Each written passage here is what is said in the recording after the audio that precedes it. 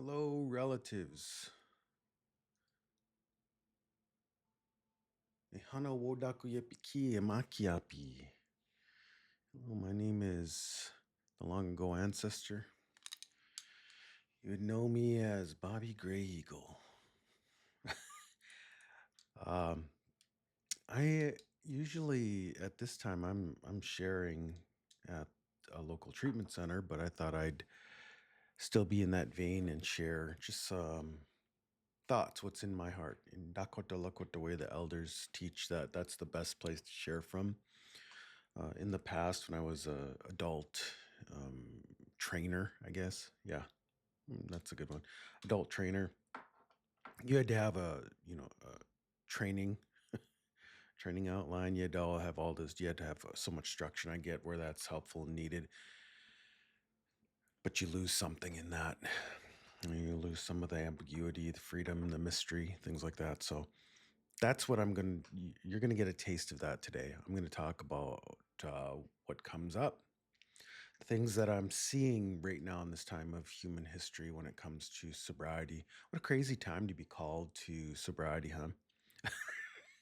It's 2026.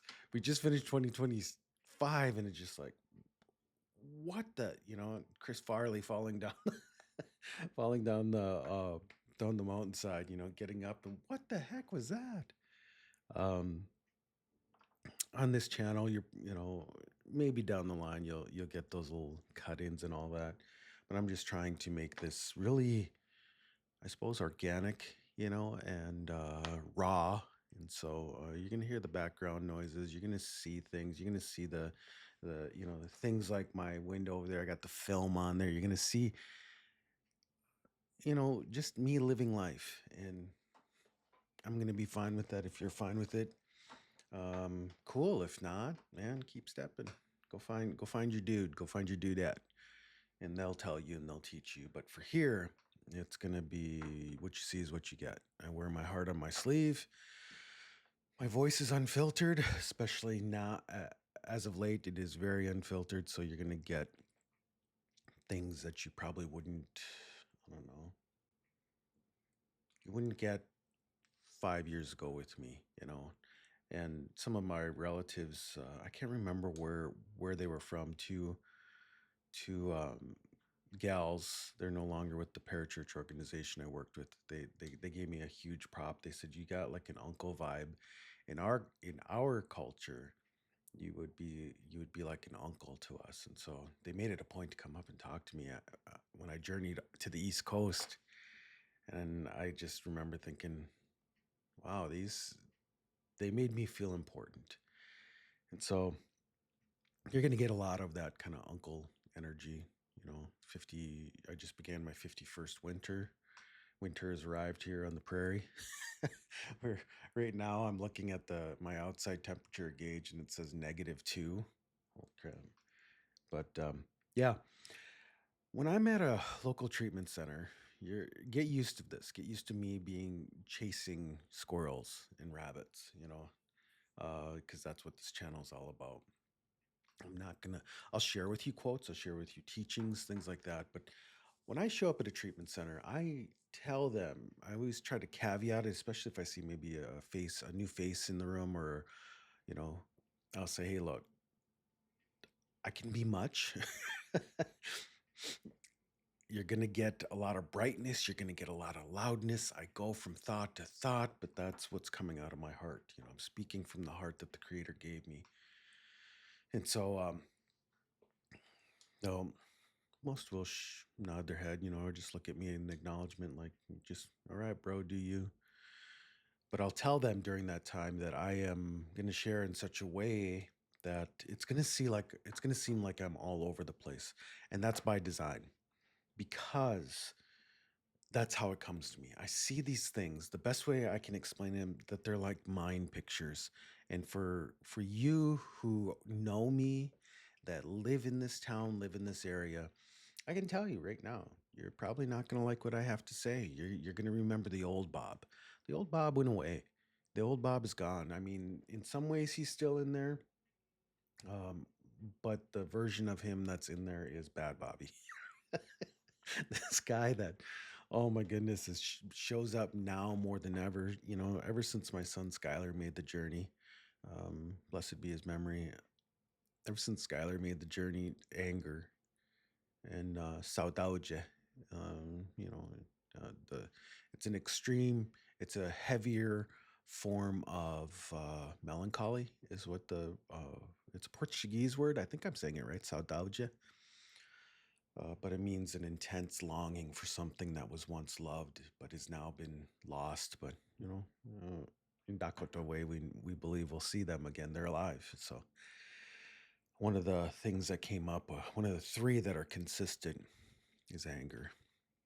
So Bad Bobby comes up, and I share with my relatives that are at local treatment centers, and I say, going to apologize to you right now because you're going to hear a lot about him. And I remember one of the relatives come up to me afterwards and just encourage me. And I'm making this very vague and general, and so they keep a level of ambiguity. But they basically just told me that we need to hear this. We need to hear how you're wrestling and how you're letting these emotions come out.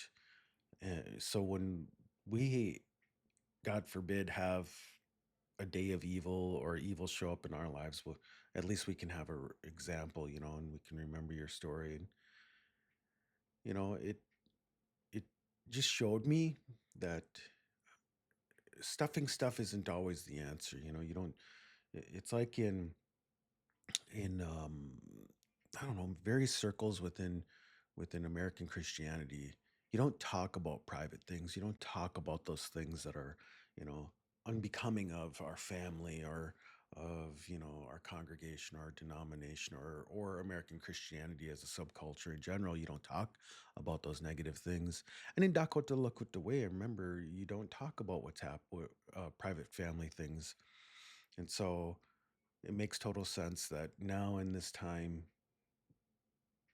of talking past one another and not really, talking past one another. And when we do talk to each other, it's very superficial. We don't go deep, and we're really not acquainted with the sadness, the sorrow, the grief, you name the lament that's in us. And so when I share this, I think that that's what our relatives are hearing. And so this channel here, in this playlist, is just my thoughts. So I'll be in a in a place where I'll do my talks. Uh, when I first joined, they called it lecture, but I'm trying to get the what would you call it, the the lingo to change, and so I'm calling them talks. And I'll say, in this talk, I'm gonna, the thing that came to me, this time it happened when I was driving. And so, like today, right now, what you're watching, I'm sitting at my computer and I get this strong sense like you are distracted right now. You need to record. Like, I don't know what I'm going to talk about. I haven't even really kind of opened that door up and looked in there. And so I'm just kind of like,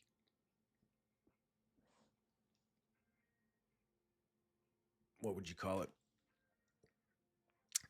Avoiding, avoiding the work. So I fired everything up and here we are. So I think the big thing that came to my mind as the camera was rolling, as I got my application going on my other screen, I got the background stream beats by, Harris Heller.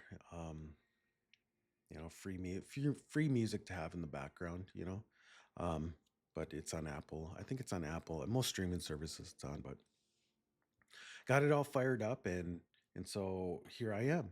But the thing that came up is putting the work in. I just had to check the timing. Um, putting the work in, and so you take life on life's terms. The AAs were right.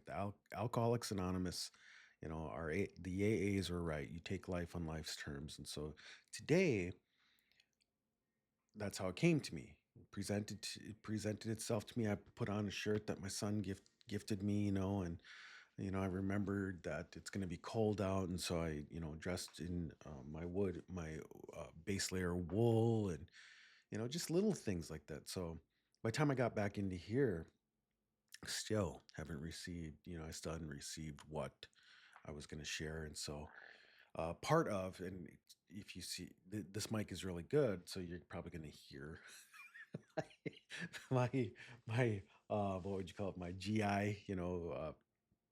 I'll have to pull away from the mic every now and then because you can hear the coffee and the tea going in my in my throat and in my GI tract or whatever. I don't know. So I apologize for that right now. But the thing that came to mind was a consistent theme that I'm hearing during this time. So here we are. We just moved into the really the. I'm looking up at my a note I have on my whiteboard over here. Quarter two of the beginning of 2026. But if I go back and I look at the past 2 months, Christmas, November, tail end of November to today, one of the consistent themes I'm hearing, people are saying this. They're saying it in my presence. They're describing it, and they're talking about how, I'm trying, I'm trying, Bobby, and I'm just generalizing, making it very vague again. So if you picking up on that, good on you. You're listening to yourself. But I'm doing that because I'm trying to live out the value of anonymity. So these individuals that share this in my presence, I want them to keep their anonymity. So they'll say things, these individuals, they'll say things like, I can't stand that when I build up enough bravery, courage to go out into the world and go to a meeting to try again. I see this common spirit, and those are my words. I'm paraphrasing here. I see this common spirit where ego is run rampant. I'm like, wow. And then as soon as yesterday, twice it came to me, twice through two different individuals. And it's this, what would you be? What would it be? This way of being that they don't like.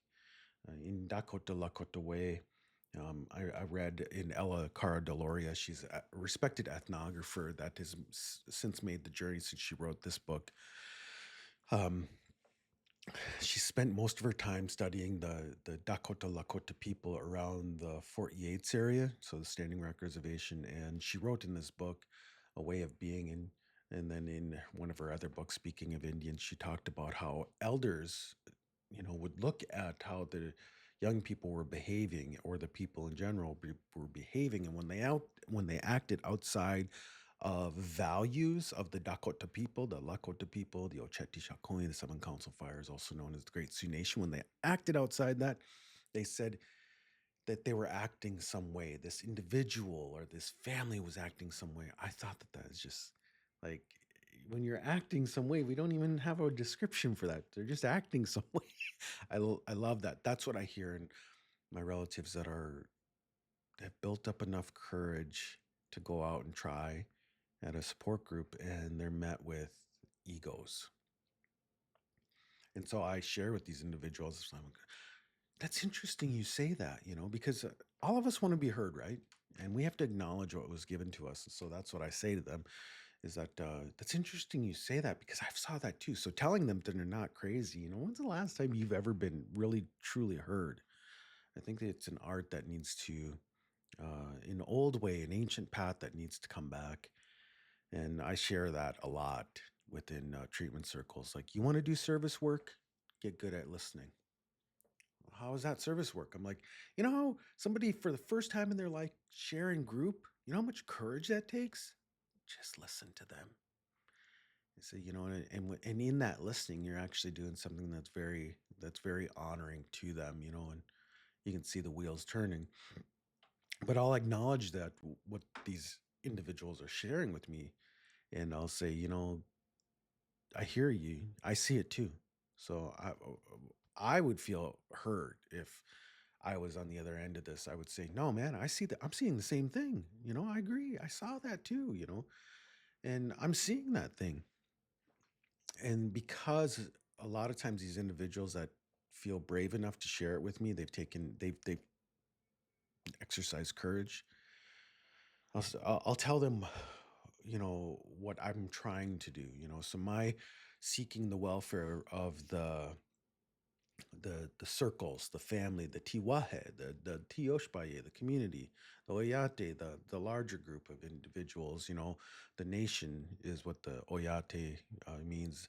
I'm telling them that this is what I'm doing. So I talk a lot about that. I'll tell people that the days of being, and I'll tell them what they say on back when I was growing up, probably in the 80s, mid 80s, is when there was this term about being a big Indian. I've shared it before on, I can't remember what video, or what videos I've shared it before, but being a big Indian, walking around acting like you're, extra brand new and bougie, all three at the same time.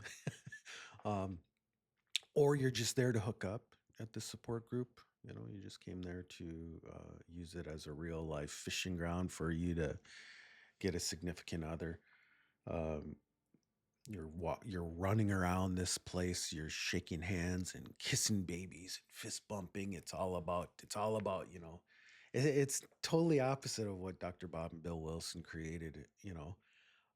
It's not sober thinking. You're not thinking of yourself soberly like the New Testament talks about. Think of yourself with a sober mind. And so ego's got to be crushed. And so when people are pushing back on that, I tell them a better way. It's like, there'll be a time when you'll get to know some of these people and you'll get to maybe go up to them and say, like the holy man teaches, Yehoshua, also known as Jesus, he says, if you have anything against anyone, go and tell them directly. You can say something like, and I give them examples. You could say, hey, look, man, you know, I see that you have this way of being, and but there's got to be a relationship there. You can't just go and just put somebody on blast or whatever. And but on the other hand, we as maybe the ones that the creators called to be sponsors or people that are kind of like guides, maybe. I don't know if that's the right way. But I like sponsors too because in our way, like especially when you do Hankayapi, the adoption ceremony of the Ocheti Shakoni and the Seven Council Fires, there's somebody that goes with them. It's they got like a sponsor like energy. They teach them of the values and stuff. And I like sponsor language in AA and in support groups, NA and things like that. If that relationship's there, then that person could say to the individual, "Hey, I noticed you have this way of being where you you tend to want to be the center of attention, and that's in some ways outside. I get that's kind of who you are. You're an extrovert, but when you want to be the most important person in the room, the person that's the most well liked, that's how that would go against. That's how that behavior that I observed, or possibly observed. You can tell me if I'm wrong, but I don't think it's kind of like in the traditions or whatever. But when you do that in a place of already having a relationship with somebody, it's more received. And so what I'll tell them is that you and I, as people that have observed this thing, we ask ourselves, how are we like that, and how can we change? We might not be specifically like that person, but there's something in our life that we need to change. I tell people two of my favorite quotes. The first one from the holy man Yehoshua, again also known as Jesus. He says, "Why do you see the speck of dust in your brother's eye and not see the log protruding from your own eye? First remove the speck or the log from your own eye, then you'll see clearly to help your brother." And then the other one is from a Swami. I gotta find out. I have to have it on a note somewhere so I can remember their name to give them proper credit. Uh, but the Swami said, "Your perception of me is a reflection of you, and my reaction to you is an awareness of me." And so I use these two pearls of truth to communicate this thing. When we see that thing in someone else, let's use that as a phone notification that we need to, oh man, how am I like that person? How do I kind of um exhibit the same behavior, because this person is a teacher. You've saw that thing in them, that speck in their eye, in their understanding. And I share that with the clients of treatment programs that a lot of times theologians will say that when someone was talking about the I, they were talking about the understanding. It's interesting that when we understand, we say that, I see, and a lot of clients like when I use that connection point. But when we observe this behavior, we have to look inside ourselves and ask ourselves, well, how am I like that? How do I exhibit that behavior? Because this person is showing it, we were able to identify. That means that we need to. And so I told an individual yesterday, I said, well, maybe the answer is, just uh, when I'm together, is I teach a different way. The people that are around me, because I've seen them like consistently for the past 2 weeks. I've just run into them at a local gym, and I'm like, and that's just run into them. No, I believe that the all of our all of our journey here is on planet Earth is like really there's tremendous meaning, and the spiritual and the physical realm. Again, like I said, I go down different paths, but me running into this individual, us crossing paths is intentional. That our lives are so connected that the Creator wanted us both to drop something off. And so I say to them, we need to get together, you and I, more and more, and yeah, I'd like to invite a friend. And I'm like, oh, it grows, it's growing. But I need to understand that it's okay. If the expectations are in the front by all parties involved, we communicate those expectations, and then it's okay to get together.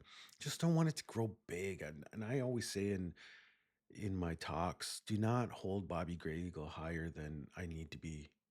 And that's you. You have to do that. I get that you get something from me, and you like my talks, and I like getting hugs from them. I noticed that it took me a while to notice it. Um, in the beginning, I didn't like it because I was like, man, am I stepping over the line here? Should I talk to the staff and ask them how they handle something like this? And uh, one of the first things I got was a message from the spiritual realm. It was I'm sending these individuals to you to give gifts, and you're to receive gifts from them too. So you give them the gifts that you've been given by me, and you receive the gifts. And so when someone will come up to me and like, can I hug you? It's interesting. I'll be reminded of a sibling. It'll remind me of a relationship. Like, this feels like a little sister hug. And because I come from a big family, I have a lot of cousins, a lot of siblings, and a lot of family. Oh man, this feels like a hug from a like from a brother, because I remember them, even though our family later in life, my brother, um, um he's a few years younger than me. I remember he was the one that brought that to the family. He started hugging my mom, and then we all started hugging one another. So what a wonderful, wherever he's at right now. I pray that the Creator is just give him even more, like bless him even more. What a wonderful gift to give our family. And then another brother, he's got the gift of making all of us laugh. And I have humor too, but man, oh, he can just make us laugh, all of us. I mean, I don't have to be the one that's always making everybody laugh. I can just kind of sit back and chill, and he makes us laugh. So they both came to mind right now. So like I said, with the other one, I pray that my other brother will be blessed right now.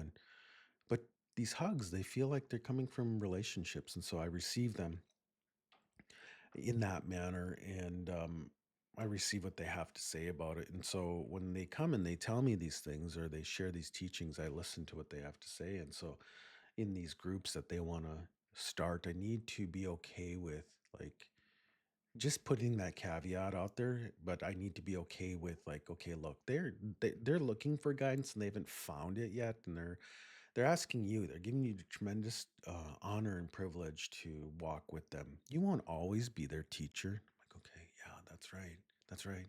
They'll move on from me. Okay, yeah, let's get together and meet or whatever. I need to be a good relative, and in being a good relative with these individuals that that are struggling for sobriety and and trying to stay in recovery, this path. I need to be good relative there because being a good relative there is service work, and it's also what would you call it? It's also a way to seek the welfare of the city to which I've been sent. One of my favorite portions of scripture spoken by the prophet Jeremiah, because it reminds me of my people. It reminds me of what's needed now in this time of human history. So hold up, the coffee is cycling. But these individuals are telling me what they're experiencing, and so I listen to it. Oh, you're just listening to gossip, Bob. What? Who the f said anything about gossip? I just this individual, how I understand gossip is if somebody's coming and they're casting their burdens on me, they're sharing with what something that they had their eyes on, they heard, they were in the presence of this individual, and they don't agree with it. How I understand it is, if it's gossip, then it needs to stop with me. That's how I understand it. So if this person's sharing, I was in this room and then someone said this to me, and and I got a little bit upset, and then they said this, that's not gossip. They're sharing their experience with me. Now if it's something that is in grapevining for a while, so at the end of the day, I think we've lost sight of listening to one another, and so we'll know when it's reached that line. But for the most part, I listen to them because there aren't many people who do. So these individuals are saying that they're seeing this spirit, and I was sharing with the one individual yesterday. I said, yeah, and it's all over the place, kind of, and that it did that dog thing, where dogs kind of like they'll hear another dog on the TV, they're like turn their head, but this individual did that kind of like, tell me more. And I said, well, even among our own tribe, I said, you see people walking around, they're being big Indians, acting some way, you know, and right away immediately knew. I said, well, it's like that in my relatives that are fellow followers and believers and disciples of Jesus. They say that they're listening to his teachings, but they don't model the most um, basic of them, which is servanthood. In that humble heart. We don't do that. We're always putting out a different energy or a way of being. We're walking around with our chest puffed out. And I said, and then um, I see it in the rooms of AA. And I haven't been in an NA room, and I haven't been in, I think way back in the day, maybe one, but I haven't been in an EA room, Emotions Anonymous. I didn't even know that that thing existed. I've been in a Al-Anon room and in a Family Anonymous type, room, but I've been in support groups to see that the energy that they're talking about, a person that is too big for their britches, a person that has become the subject matter expert in all things AA or recovery or sobriety. It's like, okay, just share your experience, your strength, your hope, and put the mic down or and pass or whatever. But my relatives are saying that, and I'm like, well, rather than talk, not listen to them, why don't you just hear what they're saying? And so the fact that it's a reoccurring theme tells me that there's a problem in and among us as human beings still, and always will be. I guess we'll always deal with this. But what can we do in our groups? What can we do in our sobriety? In our programs, in our wrestling. What I can do is, number one, a lot of times what's needed is almost the polar opposite. And so I need to have this way of being. I got to check the time real quick. I need to have this way of being where I'm always taking those high places down. In scripture, it talks about, especially in the Old Testament, it talks about how this nation Israel was supposed to serve the one God, the one Creator. You're supposed to serve, And what they did was they worshiped in secret places, and these secret places tended to be in high places, so up in like hills and mountains, very high places. And it says that Israel did, one of the consistent phrases is Israel got rid of the idols. Nevertheless, the high places remained. It's like, well, they didn't get rid of all of them then. Well, should pay attention to that. If it says that they did it, but then on the nevertheless, the high places remain. Well, what are those high places for us? Those secret places that we need to take down. And so we need to do that in our life. When we see these individuals, we'll have to be like, well, what is it that I'm, how am I related? How do I live that kind of way of being out? And then once we've done that, then we can, move on from there. Maybe the creator will give us an opportunity to speak to, I don't know, maybe a group, or maybe you get to share at a meeting, I don't know. But this way of being, it's in and among my relatives in Christianity. I see it, people walking around being subject matter experts. Oh, you're not reading this version. Oh, you're more of a liberal Christian. It's like, please, you know what, we are not going to understand God totally. And in fact, the more that we understand him, the more we should just, like, he should become even more mysterious to us.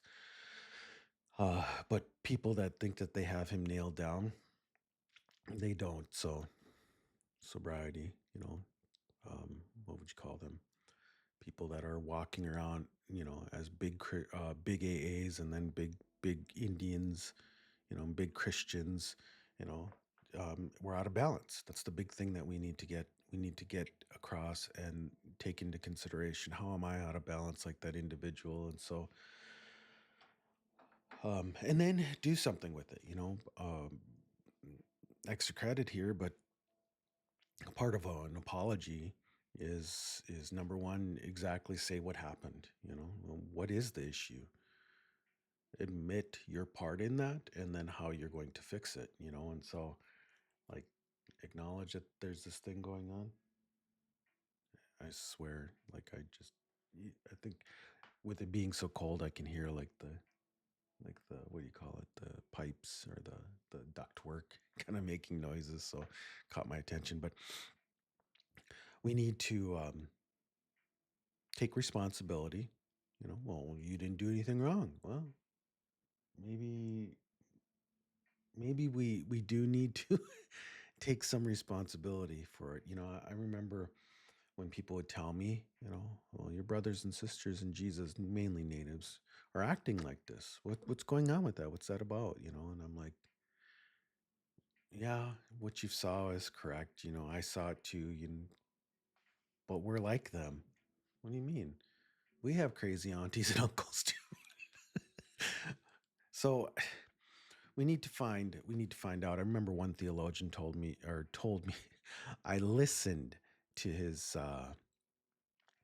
podcast, and he said, and I took it to heart, but he said that the people in the Bible are there as an example, and we need to look at the people that we dislike too. We don't like their behavior, because those are the ones we should learn from the most. I'm like, oh. So this ego that is infecting AA, NA, you name the support group. We need to look at it as, number one, what we can learn from it. And then ask ourselves how we can change, and then the answers will come from there. But we have to acknowledge it first. There's power in acknowledgement. Almost every there's a theme in scripture, in the Old Testament, in the Torah. Am I saying right? Torah. And then the New Testament, there's this theme that if we acknowledge our part of and take responsibility for our part as an individual, hold up, as a community, there's power there. And so when my relatives would come and say, your brothers in Christianity aren't acting like, good relatives, and you guys aren't I'll say, hey man, there's crazy aunties and uncles everywhere. And they'll look and they'll be like, you're right. You're right. I think that that's kind of the way that we need to just ask ourselves how we're related. So in this time, that's the thing I felt like I needed to share. I'm just looking at the time right now. It's we're about 34-minute mark, somewhere in there. So yeah, I'm hoping to put more of these out. I'm just trying to like get my head wrapped around where I'm at right now. I'm kind of doing this backwards, but where I'm at right now is I'm unemployed. I do have kind of like a part-time gig at speaking at these treatment centers, but I'm trying to see if the door will open up even more. I told to their credit, one of them is having me come and do staff training. I used to do that as a job. I teach adults, as a training coordinator for the Transportation Security Administration here in North Dakota, and so we had to do trainings, things like that, and I used to do on the job training. I was in charge of one of the airports. I was in charge of the training, the on the job training program, and then next thing you know, um, I'm asked to step into the training coordinator top role for that program or that work group or whatever. And so I know that I wasn't being utilized. This treatment center came and said, "Hey, how do you think that that we could? Do you feel like you're being utilized to your fullest? What do you?" And I said, "Hey, look, I used to train adult learners, and I feel like I could give you guys um, something that's kind of like in the diversity, equity, and inclusion." Oh no, he just said that. He's a woke. Chill out. My goodness. Um, but I think that I could give you guys something like that. And to their credit, they listened, and so next month I'll be presenting to the staff of this treatment center. So I'm hoping that more things like that will open up. I'm not sure. I'm just taking life on life's terms. Again, back to what I began with. I have some friends around me that are, I have family around me that are worried. What are you going to do for a job? I don't know, but I do know this. I said this to a couple of dear friends yesterday, that the Creator presented Himself to me over 25 years ago as faithful. People, oh, did you hear a voice? Chill, man. Just listen to the story. Okay, man, here's some more information for you because you want so many details. I was reading through I purposed in my heart to read through the Bible, to get through the Bible because I wanted to know who this creator was that gave me this new heart. Something changed in me. I felt it that night, on November 29th of 2000, and I became a different person. I could feel it. It was like I just was like that fire in me just best way I can explain it. Uh, but I purposed in my heart to read the Bible, and two themes came up. God the Father is faithful and He's perfect. And I had never known that by the men in my life, the people that had those kind of like fatherly type roles. They weren't that way. In fact, I'd see I'd see the bad way of being, And so I told my friends yesterday, I said, I feel like that's what He's saying to me. Trust, and then the teacher's words come to mind where he says, look at the lilies of the field. They don't toil or what. Look at the sparrows. And I'm really generalizing this, paraphrasing a lot of things, but basically, if God takes care of creation, how much more will He take care of you? And I'm like, oh, yeah, that's a good reminder. So I feel like life on life's terms means in this time of where I'm at is I need to be okay with, man, this is where the rubber meets the road. This is where, like my relative said yesterday, I thought I had faith. I one of my favorite verses, Hebrews 11, chapter 11, verse 1. Now faith is the substance of things hoped for, the evidence of things not seen. Man, I thought I had it.